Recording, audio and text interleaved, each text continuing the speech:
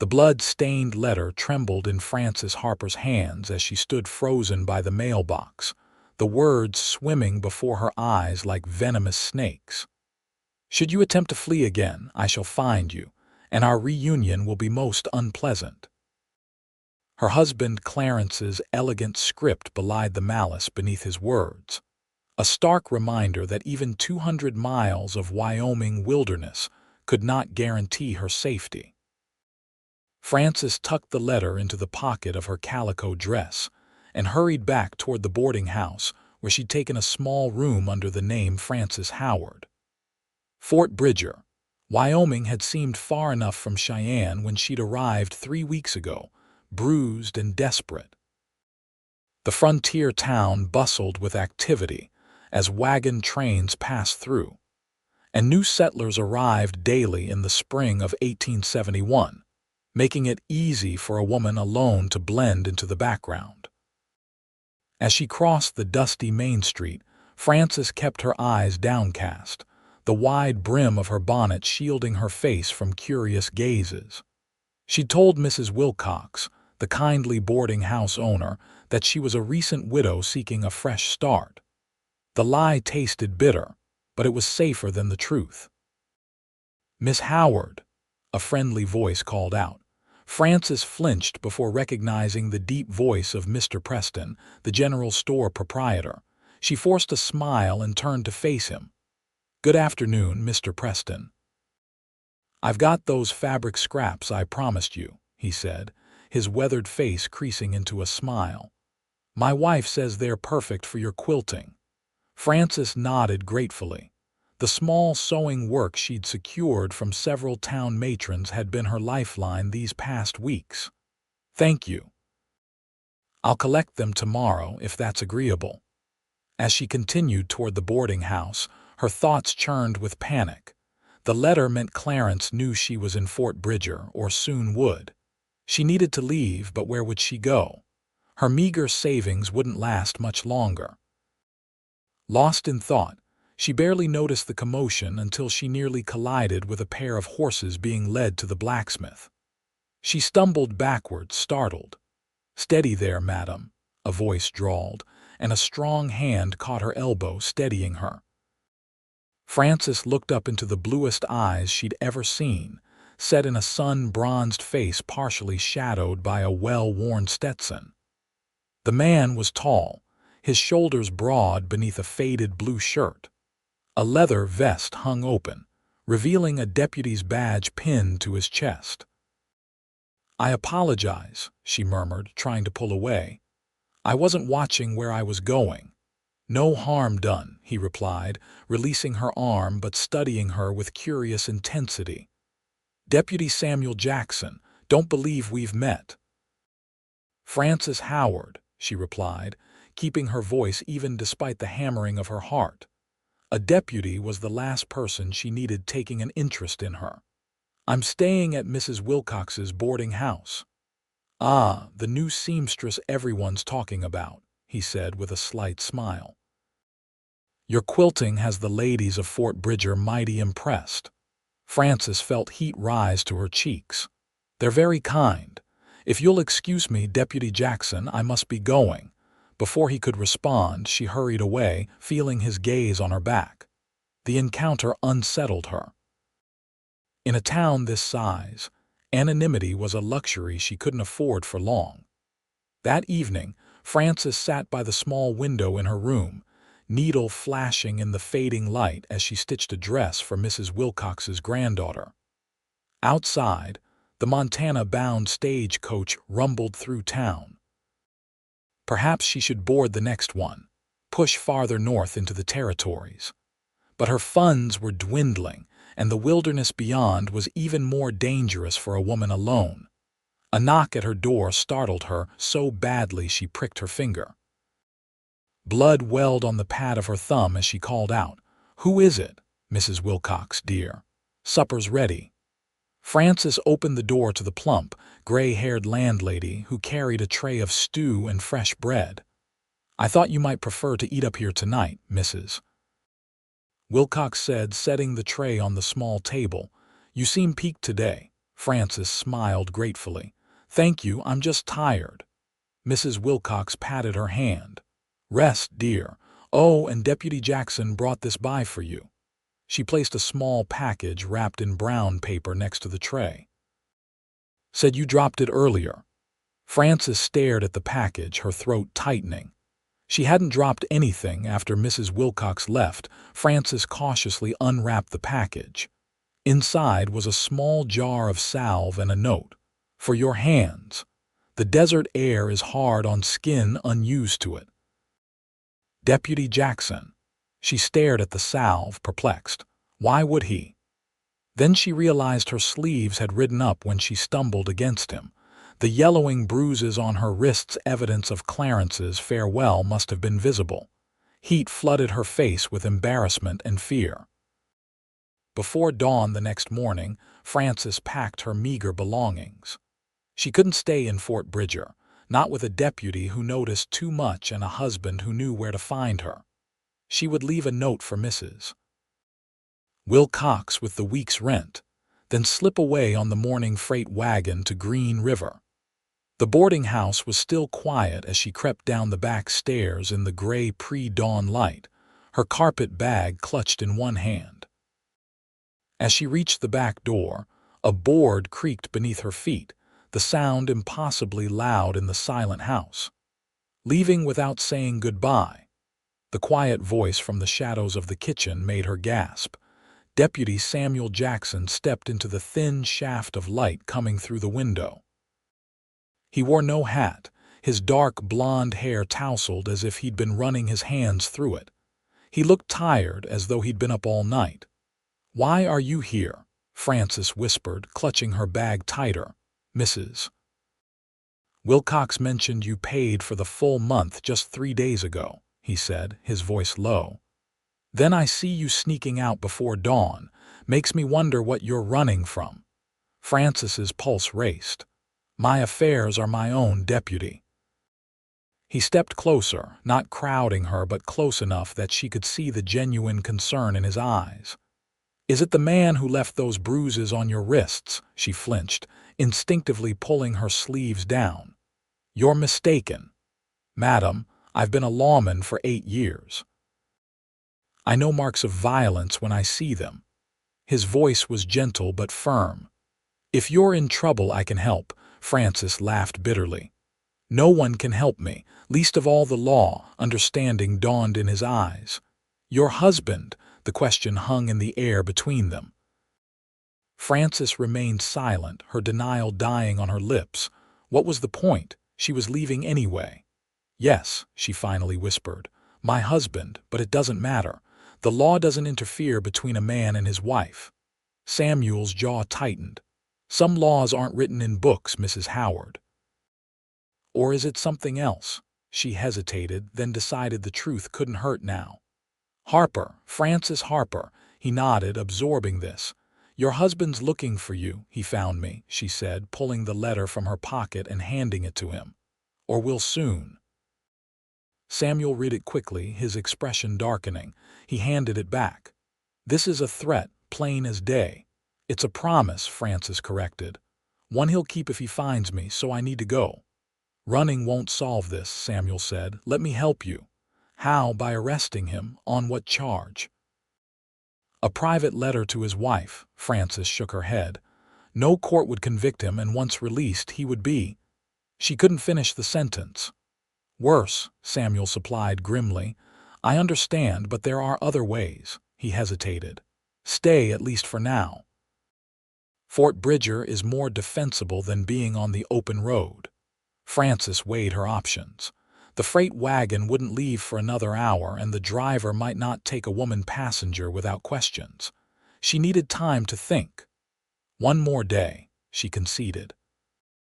"But I can't stay here indefinitely. He's a powerful man in Cheyenne. He has connections." Samuel nodded. "One day we'll figure something out." He stepped aside, clearing her path to the stairs. "Get some rest, Mrs. Harper. Your secret's safe with me."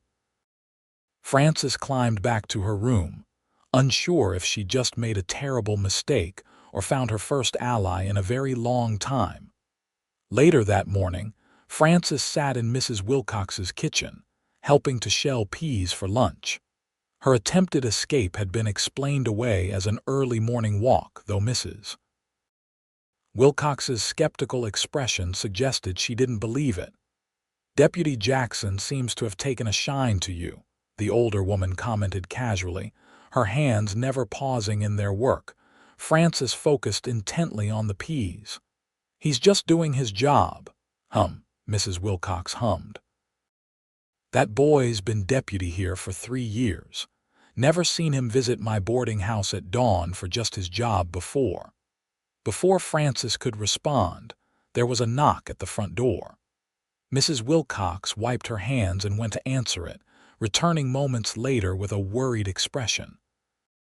"There's a gentleman asking after a Francis Harper," she said quietly. "Says he's from Cheyenne." Frances's blood turned to ice. "What does he look like?" "Older gent, well-dressed. Has a younger man with him, rough-looking fellow." Not Clarence himself, then, but likely his lawyer and one of his hired men. Frances's mind raced. "Tell them you've never heard of Francis Harper." Mrs. Wilcox's eyes widened slightly, but she nodded without question and returned to the front door. Frances could hear the murmur of voices, then the sound of the door closing firmly. Mrs. Wilcox returned, her expression grave. "They're gone for now, but they said they'd check the other boarding houses and hotels. Frances, dear, are you in some kind of trouble?" Frances closed her eyes briefly. "Yes. I'm sorry to bring it to your door." To her surprise, Mrs. Wilcox reached out and squeezed her hand. "Is it your husband who gave you those bruises you try so hard to hide?" Startled, Frances met the older woman's knowing gaze. "You knew?" "I've been running this boarding house for 20 years, child. I've seen women on the run before." Mrs. Wilcox's voice was kind but matter-of-fact. "Is he a danger to you?" Frances nodded, unable to speak past the lump in her throat. "Then you'll stay right here," Mrs. Wilcox declared. "And if those men come back, I'll have more than words for them." Relief flooded through Frances, followed quickly by fear. "I can't put you in danger. If my husband discovers I'm here, he won't," Mrs. Wilcox interrupted. "Not from me, anyway. But we should let Deputy Jackson know those men are in town." Before Frances could agree or protest, the back door opened, and Samuel stepped into the kitchen, removing his hat. "Pardon the intrusion, ladies," he said, his eyes immediately finding Frances. "Mrs. Harper, there are men in town asking about you. Claims to be your brother-in-law concerned for your welfare." Frances gave a bitter laugh. "Clarence has no brother. It's likely his lawyer, Mr. Fleming, and one of his hired men." Samuel nodded. "That's what I figured. I told them I hadn't seen or heard of any Francis Harper, but they're checking all the boarding houses and hotels." "They've already been here," Mrs. Wilcox informed him. "I sent them on their way." Samuel's expression turned grim. "They won't give up easily. Mrs. Harper needs to be somewhere they won't think to look." He turned to Frances. "Do you trust me?" Frances hesitated. Did she trust this man she'd known for barely a day? But his steady gaze held no deception, only concern and something that looked remarkably like determination. "Yes," she said finally, surprising herself with the certainty in her voice. Samuel nodded once. "Good. Pack your things. You're coming to my sister's ranch outside town. No one will look for you there." An hour later, Frances sat beside Samuel in a small wagon, her belongings stowed beneath the seat. They traveled in silence as the town fell away behind them, replaced by rolling grassland dotted with sagebrush. The early summer sun beat down on them, and Frances was grateful for her bonnet's shade. "Your sister won't mind this intrusion?" she asked finally, breaking the silence. Samuel's lips quirked in a half-smile. "Sarah's been trying to convince me to bring a lady caller out to the ranch for years, though I doubt this is what she had in mind." Frances felt heat rise to her cheeks. I don't want to cause trouble between you." "You won't," he assured her. "Sarah's got a strong sense of justice. Once she understands the situation, she'll be your staunchest ally." He glanced at her. "Her husband, Robert, is the same. Good people." They crested a small rise, and the ranch came into view below them, a modest but well-maintained house, a large barn, several outbuildings and corrals containing horses and cattle. A wisp of smoke rose from the chimney, and chickens pecked in the yard. "It's not much," Samuel said, almost apologetically, "but it's home." "It's beautiful," Frances replied honestly. After weeks of uncertainty, the solid permanence of the place called to something deep within her. As they pulled into the yard, a woman emerged from the house, wiping her hands on her apron. She was shorter than Samuel but had the same blue eyes and strong features. Her blonde hair was pulled back in a practical bun, and her expression was curious but welcoming. "Sam." "Didn't expect you today," she called, then noticed Frances. "And you've brought company." Samuel helped Frances down from the wagon. "Sarah, this is Frances Harper. She needs our help." His tone conveyed the seriousness of the situation. Sarah's eyes sharpened, taking in Frances's pale face and the way she unconsciously held her wrist. "Come inside," she said without hesitation. "You look like you could use some tea and a rest." The interior of the ranch house was simple but comfortable, with handmade quilts draped over sturdy furniture and wildflowers in a jar on the kitchen table.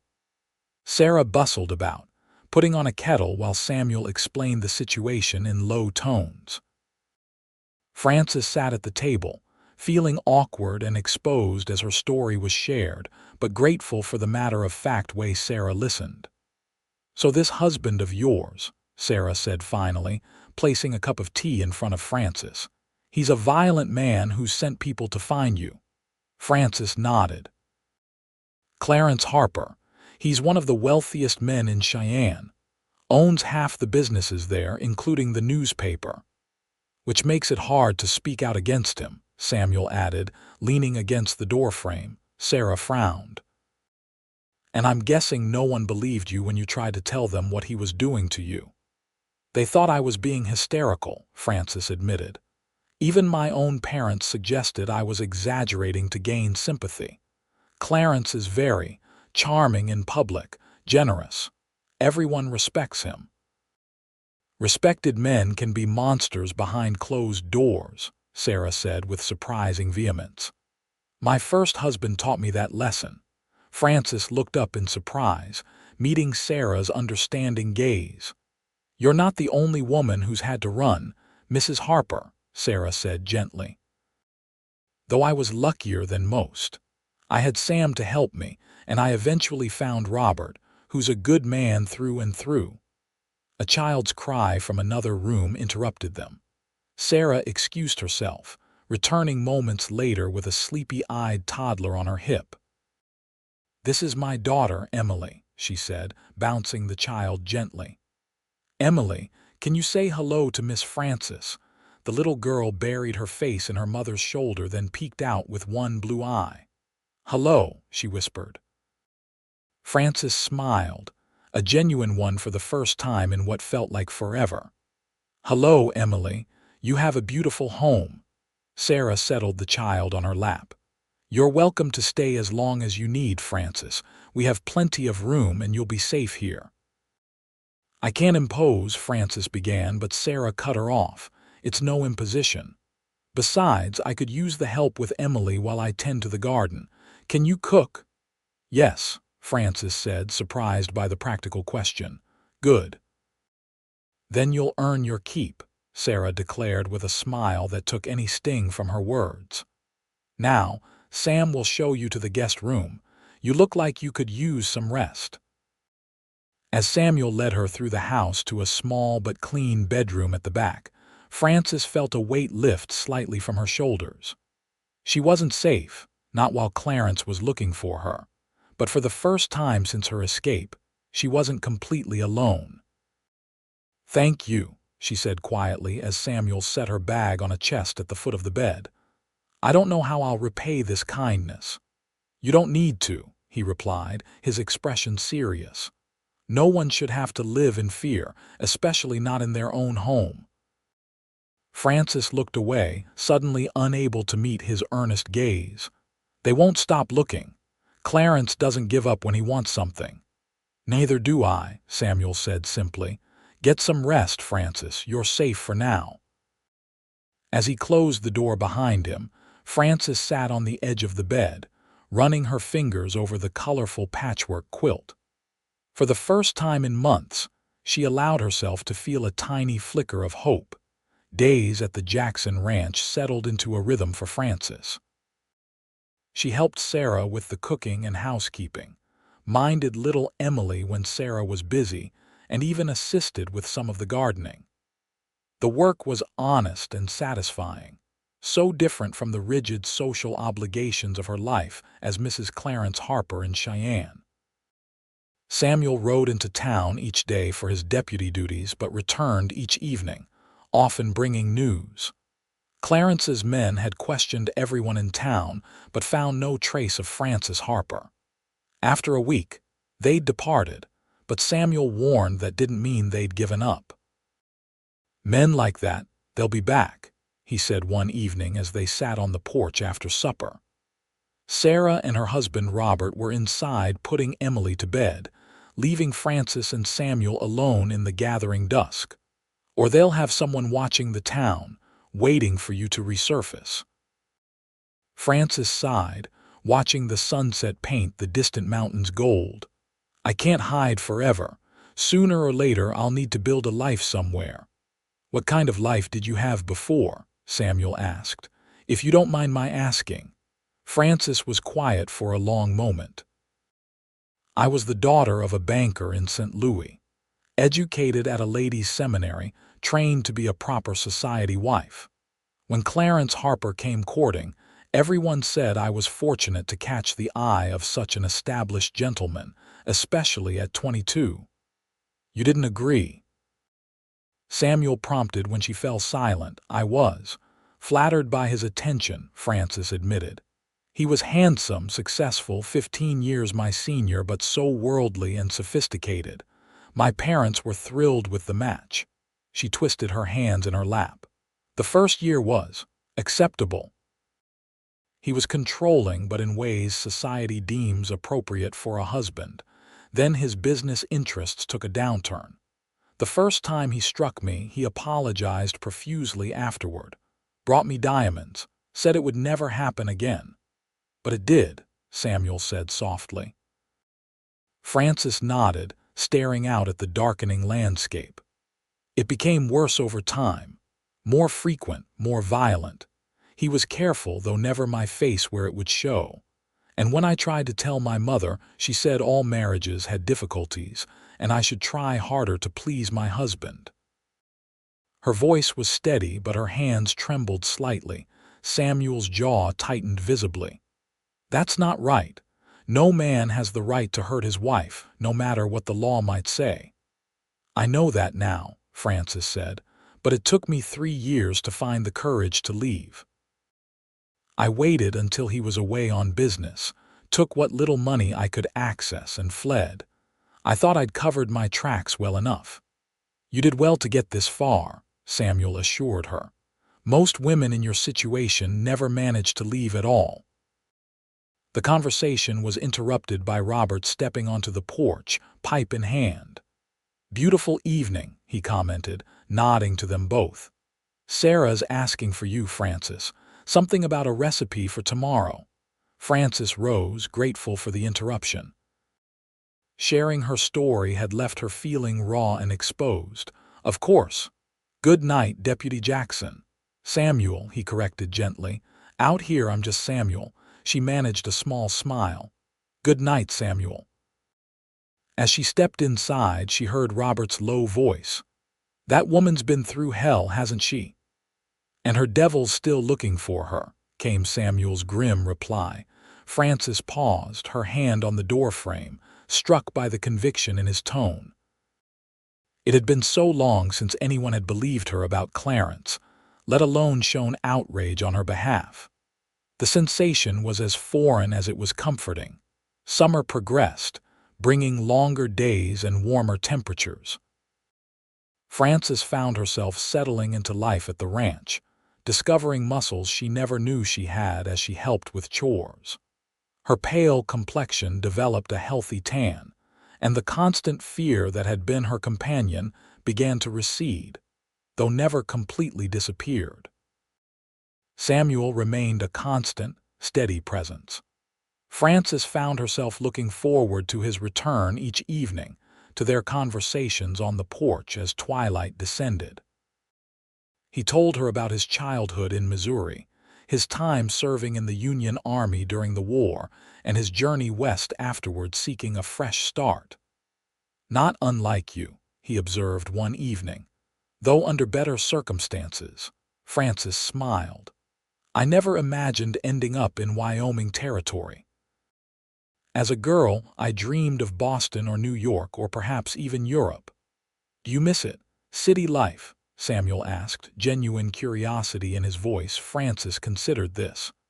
"I miss certain comforts, hot baths whenever I want, the library, concerts." She glanced at him. "But I don't miss the constraints, the endless social obligations, the constant scrutiny."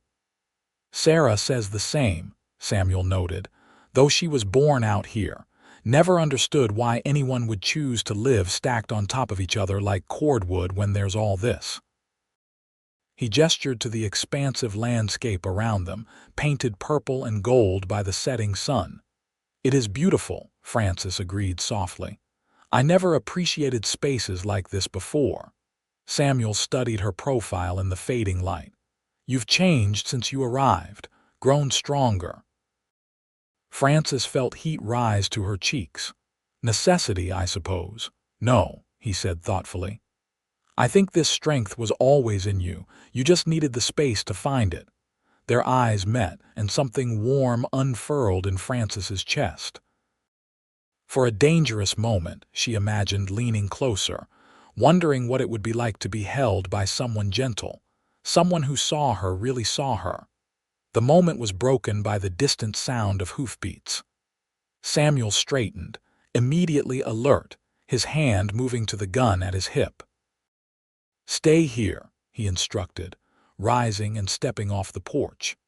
He whistled sharply and Robert emerged from the barn, rifle in hand. Frances stood, heart pounding, as a rider appeared on the horizon, silhouetted against the darkening sky. The figure approached slowly, and as they drew closer, she recognized the distinctive hat and riding posture of Dr. Matthews, the town physician. Samuel's posture relaxed slightly as he recognized the rider. "Doc, what brings you out this way?" The elderly doctor dismounted with a grunt. "Evening, deputy. Got a message I thought you should have right away." He glanced at Frances on the porch, then back to Samuel. "Privately, if possible." Samuel nodded, leading the doctor a short distance away. Frances watched them, anxiety knotting her stomach as Samuel's expression grew increasingly grave. After a brief conversation, the doctor remounted and rode away with a polite tip of his hat to Frances. Samuel returned to the porch, his expression troubled. "What is it?" Frances asked, dreading the answer. Samuel ran a hand through his hair. "Clarence Harper arrived in Fort Bridger this afternoon. He's staying at the hotel and asking questions about his runaway wife." Frances felt the blood drain from her face. "He came himself, not just his men." "Apparently he's tired of their incompetence," Samuel said grimly. "He's offering a substantial reward for information about your whereabouts." Frances sank back onto the porch step, her legs suddenly too weak to support her. "He won't stop until he finds me." "He won't find you here," Samuel said firmly, sitting beside her. "No one in town knows where you are except Mrs. Wilcox, and she would never betray you." "You don't understand," Frances whispered. "Clarence has ways of making people talk. Money, threats." He'll find someone who saw us leaving town together. He'll come here." Samuel took her trembling hands in his. "Frances, look at me." He waited until she raised her eyes to his. "I won't let him hurt you again. I promise you that." The certainty in his voice should have been reassuring, but Frances knew better than anyone what Clarence was capable of. "I should leave. Go further north, maybe to Montana or even Canada." "Running won't solve this," Samuel said, echoing his words from weeks ago. "Sooner or later you'll have to stop running." "What choice do I have?" Frances asked, desperation edging her voice. "I'm still legally his wife. The law gives him rights over me." Samuel's jaw tightened. "There's another option." He hesitated, then continued, his voice steady. "Divorce." Frances stared at him. "Divorce?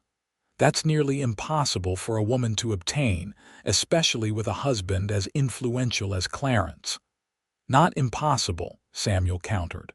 "Difficult, yes, but Wyoming territory has some of the most progressive laws regarding women in the nation. And with evidence of his abuse." "What evidence?" Frances interrupted bitterly. "My word against his. The bruises have faded. It would be the same as in Cheyenne. No one would believe me over him." Samuel squeezed her hands gently. "I believe you, and I'm an officer of the law. My testimony carries weight." Frances looked at him, truly looked at the determination in his blue eyes, the set of his jaw, the conviction in his expression. For the first time, she allowed herself to consider the possibility of true freedom, not just running, but actually being free of Clarence permanently. "Even if it were possible," she said slowly, "he wouldn't let it happen without a fight. He'd rather see me dead than divorced from him." "Then we'll fight," Samuel said simply. "Together." The word hung between them, laden with meaning beyond their immediate circumstances. Together. Frances couldn't remember the last time she hadn't felt utterly alone. "Why are you helping me?" she asked, the question that had lingered in her mind for weeks finally finding voice. "You barely know me." Samuel was quiet for a moment, considering her question with the seriousness it deserved. "When I was 14, he finally said, "my father began drinking heavily after losing his job. He turned that anger on my mother. I watched her shrink day by day, becoming a shadow of herself." His voice was steady, but Frances could hear the old pain beneath it. "One night he went too far. I tried to stop him, but I was just a boy. By the time help came, she was gone." "Samuel," Frances breathed, her heart aching for the boy he'd been. "I promised myself then that if I ever saw another woman living in that kind of fear, I wouldn't stand by and do nothing." His eyes met hers, clear and direct. "So when I saw those bruises on your wrists that first day, when I saw the way you flinched at sudden movements and kept your eyes down, I knew, and I couldn't just watch." Frances blinked back tears. "I'm sorry about your mother. It was a long time ago," he said quietly. "But some wounds never fully heal. They just become part of who you are." He released her hands, seemingly embarrassed by his confession. "We should go inside. Sarah and Robert need to know what's happening." Frances nodded, rising to follow him into the house, her mind whirling with fear, gratitude, and something else, something warm and dangerous that felt remarkably like hope. Inside, Sarah and Robert listened gravely as Samuel explained the situation. Robert immediately began checking his guns, while Sarah's expression hardened with determination. "He won't take you from here," Sarah declared, her arm around Frances's shoulders. "Not while there's breath in our bodies." "I won't put your family in danger," Frances protested. "If he comes here, let him come," Robert said grimly, loading a rifle with practiced efficiency. "He'll find more than he bargained for." Samuel shook his head. "Violence should be our last resort. If we harm Harper, even in defense, it could complicate Frances's legal position." He turned to Frances. "Tomorrow I'll ride into town and speak with Judge Wilson. He's a fair man and has no love for bullies, regardless of their wealth or position. And I'll go with Sarah and Emily to visit my sister in Rock Springs, Robert added. Been meaning to go for weeks anyway. That way, if Harper does show up here, it's just Samuel and Francis. Less chance of things getting out of hand. I should be the one to leave, Francis insisted. No, Samuel said firmly. Harper needs to understand that his behavior has consequences. Running only delays the inevitable confrontation. That night, Frances lay awake in her small room, listening to the wind whistle around the eaves of the ranch house. The thought of facing Clarence again filled her with cold dread, but Samuel's confidence gave her strength. For the first time, she allowed herself to imagine a future truly free of her husband, a future where she might rebuild her life on her own terms. Perhaps even a future with a man who looked at her with respect instead of possession in his eyes. The thought made her blush in the darkness, and she pushed it away. Such considerations were premature. First, she had to survive Clarence's arrival, which she had no doubt was coming. He would never allow her the final victory of escaping him permanently. Morning came too quickly. Frances helped Sarah pack for their journey, grateful for the woman's quiet strength and practicality. Little Emily seemed to think they were going on a great adventure, chattering excitedly about seeing her cousin. We'll be back in a week, Sarah told Frances as they stood by the wagon. Hopefully by then, Samuel will have spoken with the judge and things will be clearer. Thank you, Frances said, embracing the woman who had become a dear friend in such a short time, for everything. Sarah squeezed her hands. Your family now, Frances, we protect our own. The words brought unexpected tears to Frances's eyes. Family. It had been so long since she'd felt that kind of belonging. After Sarah, Robert, and Emily departed, Samuel prepared to ride into town. I should be back by nightfall, he told Frances as he saddled his horse. Bar the doors and keep the shotgun close. I don't expect Harper to move this quickly, but better safe than sorry. Frances nodded, watching as he checked his pistol before securing it in his holster. Be careful, Clarence can be persuasive, and he doesn't fight fair. Samuel's lips quirked in a half-smile. Neither do I when it matters. He mounted his horse, looking down at her with an expression that made her heart skip. I'll be back soon. Stay safe. As she watched him ride away, Frances felt both vulnerable and strangely empowered. For the first time in years, she wasn't facing her problems alone. The day passed slowly. Frances kept busy with chores, finding comfort in the routine of feeding the chickens and tending the garden. She kept the shotgun propped against the porch rail as she worked, her eyes frequently scanning the horizon.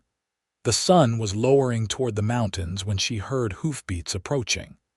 Relief flooded through her. Samuel was returning as promised. She stepped onto the porch, shading her eyes against the setting sun. Her relief turned to ice-cold terror as the rider came into view. Not Samuel's tall figure and familiar gray hat, but a slender man in an expensive black coat, riding a sleek chestnut thoroughbred that looked wildly out of place on the rugged ranch trail. Clarence. Frances's hand closed around the shotgun barrel, but she couldn't seem to make her body move. How had he found her so quickly? Where was Samuel? Clarence reined his horse to a stop in the yard, his thin lips curving into a smile that never reached his cold eyes. At 45, he was still handsome in a severe way, his dark hair showing distinguished threads of silver at the temples, his bearing impeccable even after what must have been a hard ride. Frances, my dear, he called, his cultured voice carrying easily across the yard. What a charming little hovel you found, he dismounted with practiced grace. I've been looking everywhere for you. Your disappearance has caused quite a scandal. Frances found her voice at last. Don't come any closer, Clarence. He paused, noticing the shotgun in her hands, His eyebrows rose. Really, Francis? Is this any way to greet your husband? After all the worry you've caused me? We both know you weren't worried, Francis replied, surprised by the steadiness of her voice. Angry, perhaps. Your possessions aren't supposed to have minds of their own. Clarence's expression hardened. You're overtired and emotional. Put down that ridiculous weapon and come home where you belong. I'm willing to forgive this. Indiscretion if you come quietly now. I'm not going anywhere with you, Francis said, raising the shotgun to her shoulder as he took another step forward. Not today. Not ever again. Clarence stopped, reassessing the situation. His gaze swept over the ranch house, the barn, the empty corral. Where is your protector? The gallant deputy I've heard so much about from the loose-tongued fools in town. Francis's blood ran cold. What had happened to Samuel? He'll be back any moment, she lied. Clarence laughed softly. No, he won't. Your deputy friend is currently occupied with a rather convenient disturbance on the other side of town. It seems a traveler had his horses stolen. Most distressing. You arranged that, Francis realized. To get him out of the way. I merely took advantage of an opportunity, Clarence replied with a shrug. I've always been good at that, as you well know. His expression hardened. Now this charade has gone on long enough. You're my wife, Francis. You took vows before God to obey me. Vows I made before I knew what kind of man you really were, Francis countered, her fingers steady on the shotgun's trigger. Before I understood that you saw me as property, not a person. Clarence's face darkened with anger. You've developed quite a mouth in your time away. We'll need to correct that when we return to Cheyenne. He took another step forward. You won't shoot me, Francis. You don't have it in you. Francis's hands trembled slightly, but she kept the shotgun aimed at his chest. Don't test me, Clarence. I'm not the same woman who left Cheyenne. For a moment, doubt flickered across his face as he recognized the truth in her words. Then his customary confidence reasserted itself. Perhaps not. But you're still my wife under the law, and even if you pulled that trigger, you'd hang for murder. Self-defense, came a steady voice from behind him. Any court in Wyoming territory would see it that way. Clarence whirled to find Samuel dismounting from his horse, his deputy's badge gleaming in the fading light, his gun drawn but pointed at the ground. Relief washed over Francis like a physical force. Samuel was here. She wasn't alone. Deputy, Clarence said, his voice regaining its smooth charm. I'm afraid there's been a misunderstanding. I'm simply here to retrieve my wife who has been unwell. Her family is very concerned. Samuel's expression remained impassive. Is that so? He looked past Clarence to Francis. Mrs. Harper, are you unwell? Do you wish to return with your husband? No, Francis said clearly. I left him because he abused me. I have no intention of returning. Clarence's face contorted with rage, the mask of civility slipping. She's confused, hysterical. Women often invent such tales when they're caught in improper situations. I believe her, Samuel said simply. I saw the bruises when she first arrived in Fort Bridger. And she's not the first woman to flee your care, is she, Harper?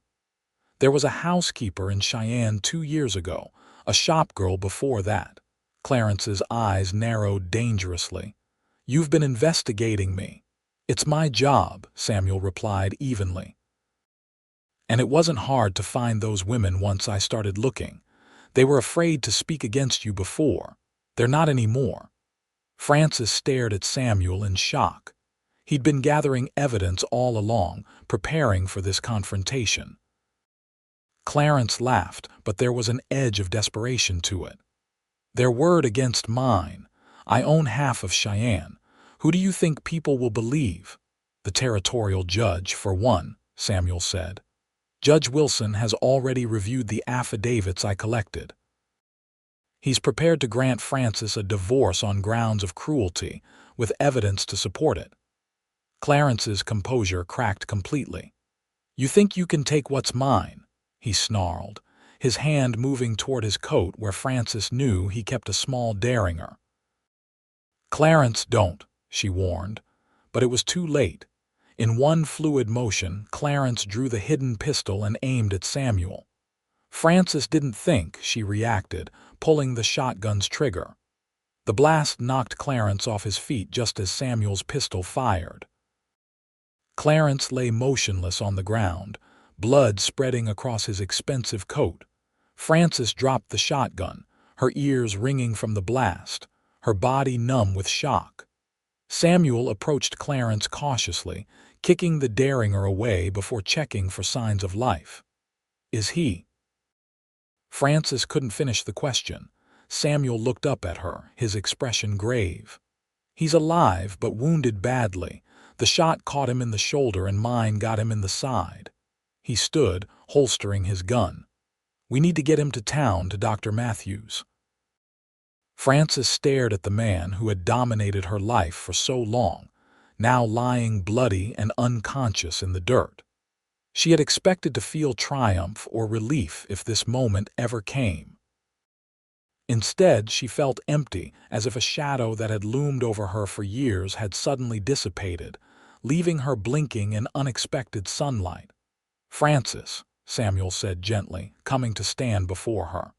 "Are you hurt?" She shook her head mutely. "You saved my life," he said, his blue eyes searching hers. "He would have shot me if you hadn't fired first." "I didn't think," Frances whispered. "I just couldn't let him hurt anyone else." Samuel nodded in understanding. "Help me get him into the wagon. Then we'll go to town together and sort this out." He hesitated, then added softly, "It's over, Frances. No matter what happens now, he can't hurt you anymore." As they worked together to load the unconscious Clarence into the back of the wagon, Frances began to believe that Samuel might be right. Whatever came next, legal proceedings, gossip, the inevitable scandal, she would face it with her head high. She was no longer the frightened woman who had slipped away from Cheyenne in the dead of night.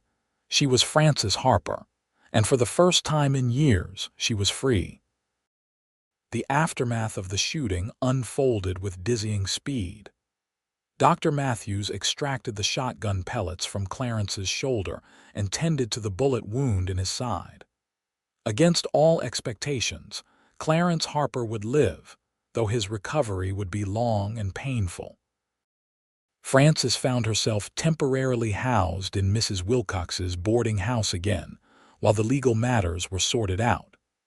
To her surprise, there was no talk of charging her with attempted murder. Samuel's testimony about Clarence drawing first, corroborated by the derringer found at the scene and Clarence's well-documented history of violence, made it a clear case of self-defense. Judge Wilson arrived from Laramie to oversee the proceedings, bringing with him the affidavits Samuel had collected from Clarence's previous victims. The judge was a stern but fair man who listened carefully to Frances's account of her marriage. "Mrs.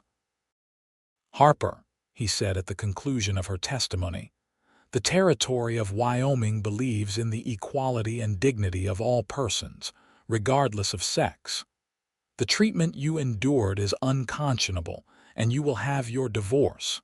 Clarence, still recovering in Dr. Matthews's care, sent his lawyer to contest the proceedings, but the evidence against him was overwhelming. When word reached Cheyenne of his actions, many of his business associates distanced themselves, unwilling to be connected to a man who would draw a weapon on a law officer. 2 weeks after the shooting, Frances stood on Mrs. Wilcox's porch, watching the sunset paint the mountains gold and crimson. The door opened behind her and Samuel stepped out, removing his hat as he joined her. "Judge Wilson just left town," he informed her. "The divorce is final. You're legally Frances Harper again, not Frances Harper, wife of Clarence." Frances let out a breath she felt she'd been holding for years. "It doesn't seem real." "It is," Samuel assured her. "You're free, Frances, truly free. She smiled, feeling the truth of his words settle into her bones. What happens to Clarence now? He'll stand trial for attempted murder of a law officer once he's well enough to travel, Samuel replied. The judge thinks he'll serve at least 5 years in territorial prison, possibly more. Francis nodded, absorbing this. 5 years of safety at minimum. Time to build a life beyond Clarence's shadow. And what about you? Samuel asked quietly. What will you do now? Francis had been considering this question for days. Mrs. Wilcox has offered me a position helping to run the boarding house. She says she's getting too old to manage it alone. You'd stay in Fort Bridger then. There was something careful in Samuel's tone, as if her answer mattered more than he wanted to reveal. I think so, Francis replied, watching his expression. I've found connections here that I never expected. Samuel nodded, his eyes meeting hers with an intensity that made her heart quicken. Francis, He paused, uncharacteristically hesitant. I know this might seem sudden, or perhaps inappropriate given everything you've been through, but I can't let you start this new chapter of your life without telling you how I feel. Francis held her breath, afraid to hope yet unable to stop herself. These past weeks, getting to know you, seeing your courage and strength. Samuel continued, his voice steady despite the vulnerability in his eyes. I've come to care for you deeply, more than I thought possible in such a short time. Samuel, Francis breathed, his name both a question and an answer. I'm not asking for anything, he hastened to add. I know you need time to heal, to find yourself again without anyone making claims on you. I just wanted you to know that, if you're ready to consider such things, my feelings are here, and they're real. Francis looked at this man, who had believed her when no one else would, who had fought for her freedom as fiercely as if it were his own. The man whose steady presence had become her anchor in a storm she'd thought would never end.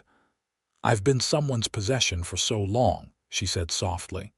The idea of belonging to anyone again is frightening. Samuel nodded, understanding in his eyes. I don't want you to belong to me, Francis. I want to walk beside you, not own you or control you. The simple truth of his words brought tears to her eyes. I care for you too, Samuel, more than I should, perhaps, given everything that's happened, but I do. Hope brightened his face.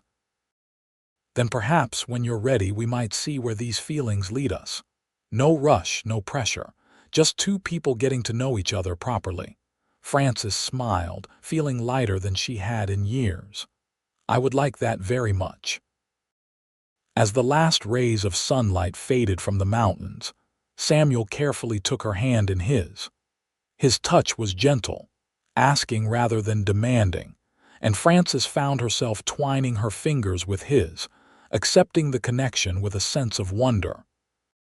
They stood together as twilight deepened into night, two souls who had found each other against all odds, both scarred by the past but facing the future with newfound hope.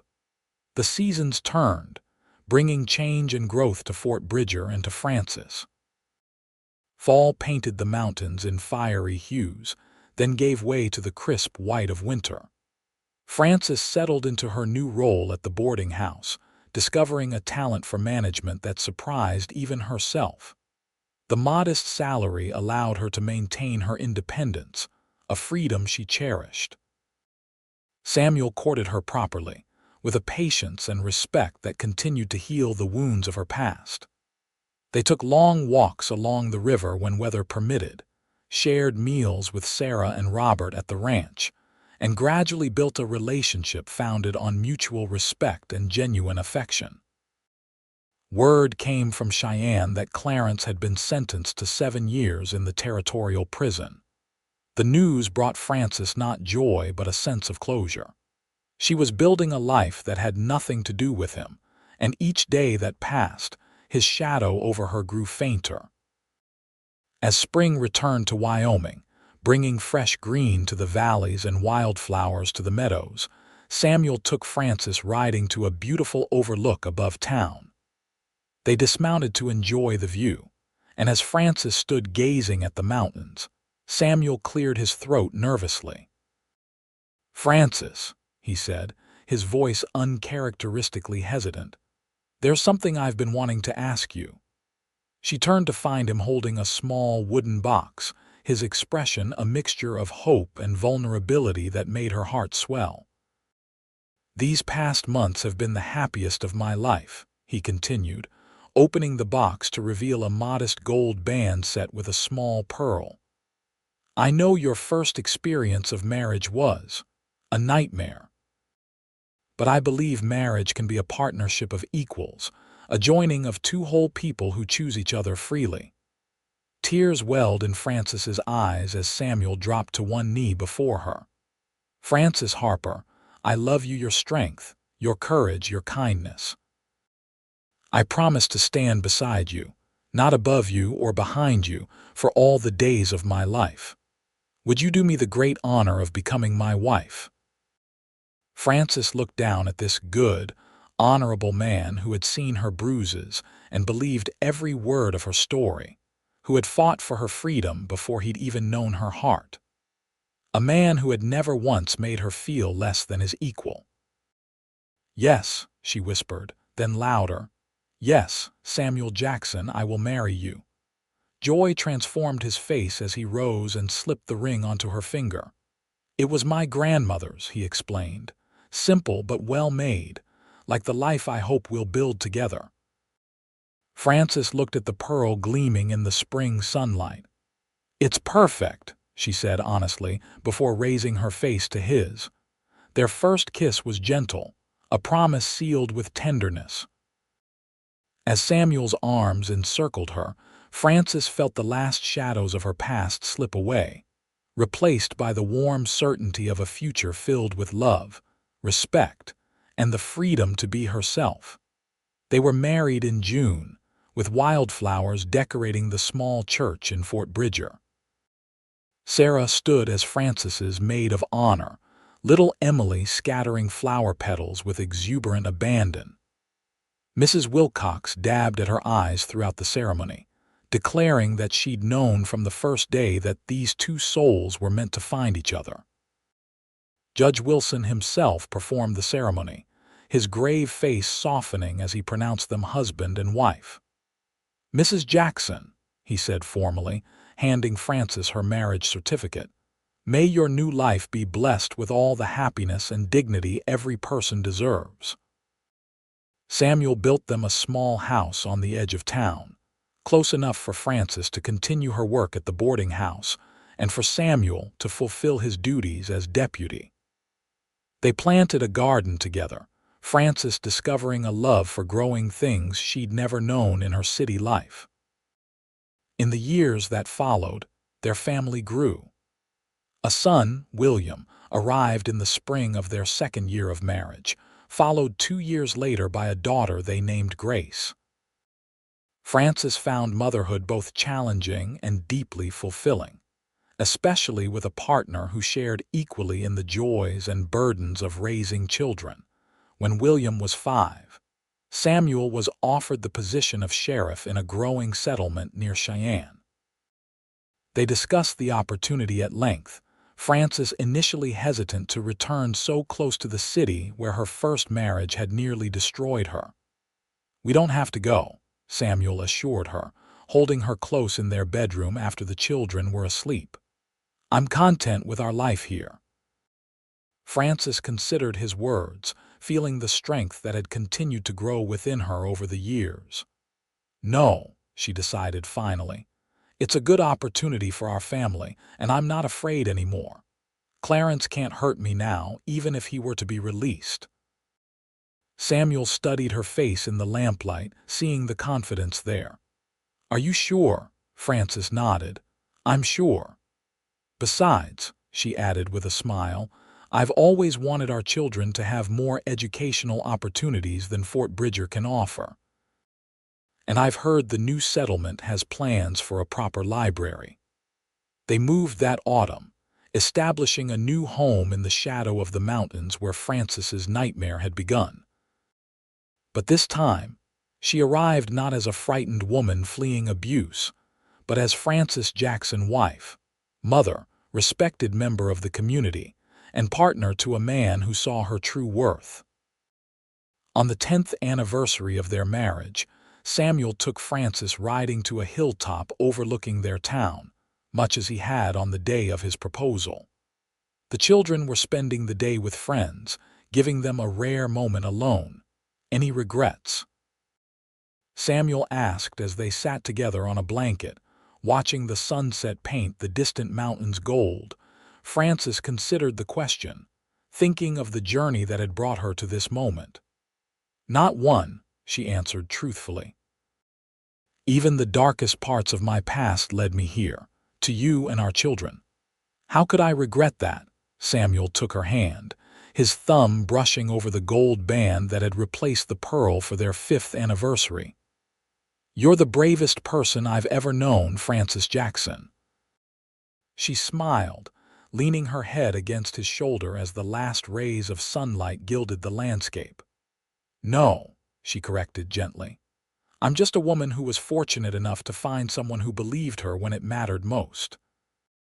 As twilight deepened around them, Francis thought of the frightened woman who had stumbled off the stagecoach in Fort Bridger all those years ago, desperate for escape and uncertain of her future. That woman could never have imagined the life she would build, a life filled with love, respect, and the quiet dignity of being truly seen.